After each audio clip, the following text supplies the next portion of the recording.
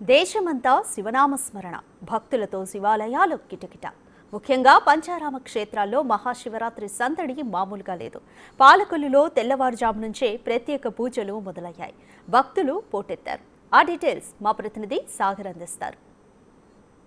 మహాశివరాత్రి సందర్భంగా ఉమ్మడి పశ్చిమ గోదావరి జిల్లా వ్యాప్తంగా శైవ క్షేత్రాలన్నీ భక్తులతో కిటకిటలాడుతున్నాయని చెప్పుకోవచ్చు. ప్రస్తుతం మనం పాలకొల్లులోని పంచారామ క్షేత్రాల్లో ఒకటైన క్షీర రామలింగేశ్వర స్వామి ఆలయంలోనూ ఇక్కడ ఏర్పాట్లు ఏ విధంగా ఉన్నాయనే దాని మీద అసిస్టెంట్ కమిషనర్ అట్లాగే చీఫ్ ఫెస్టివల్ ఆఫీసర్ రంగారావు ఉన్నారు. సరే, ఏంటి భక్తులకు ఇబ్బంది లేకుండా ఎటువంటి సౌకర్యాలు ఏర్పాటు చేశారు? క్యూ లైన్లో ఎక్కువసేపు వేచి ఉండకుండా.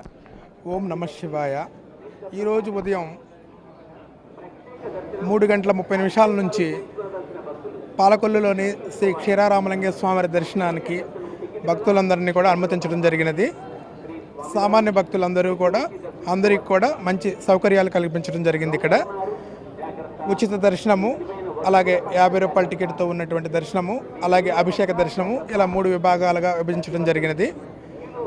ఉచిత దర్శనంలో వెళ్ళే వారికి కూడా చాలా ఎక్కువ ప్రయారిటీ ఇవ్వడం జరుగుతుంది. వారందరికీ కూడా త్వరగా దర్శనం అయ్యేటట్లుగా ఏర్పాట్లు చేయడం జరిగింది. వీళ్ళందరికీ కూడా మంచినీళ్ళు, మజ్జిగ, అలాగే ఉచిత ప్రసాదము వితరణ కూడా చేస్తున్నాము. క్యూ లైన్స్లో కూడా చేస్తున్నాము.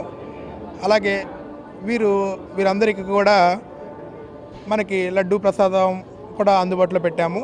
అలాగే వీరు స్వయంగా అభిషేకం చేసుకునే విధంగా కూడా స్వామివారి గోశాల దగ్గర ఏర్పాట్లు చేసి ఉన్నాము. దీపారాధన చేసుకోవడానికి కూడా ఏర్పాట్లు చేసి ఉన్నాము.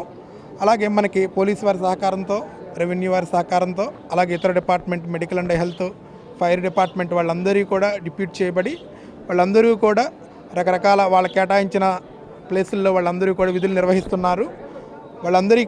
వాళ్ళందరూ సహకారంతో ఈరోజు ఉత్సవాలన్నీ కూడా చాలా ఘనంగా నిర్వహిస్తూ ఉన్నాము.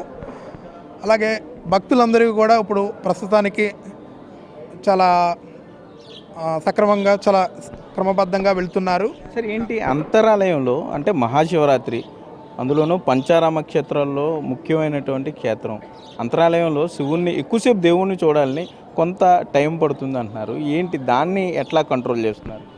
మనం ఈరోజు కూడా శివరాత్రి రోజు ఇక్కడికి సుమారు 40,000 నుంచి 50,000 మంది భక్తులు వస్తారండి. అందరికీ కూడా మంచి దర్శనం కల్పించడానికి చాలా ఏర్పాట్లు చేసి ఉన్నాము. అలాగే క్యూ లైన్ కూడా చాలా పెద్దగా, ఎక్కువ క్యూ లైన్, స్వామివారి ముందు కూడా ఎక్కువసేపు దర్శనం చేసుకునే విధంగా స్వామివారి ఎదురుగా కూడా క్యూ లైన్ ఎక్కువగా పెట్టడం జరిగింది. చాలా దూరం నుంచి కూడా స్వామివారి దర్శనం చేసుకుంటూ స్వామివారి దగ్గరికి వెళ్తారు.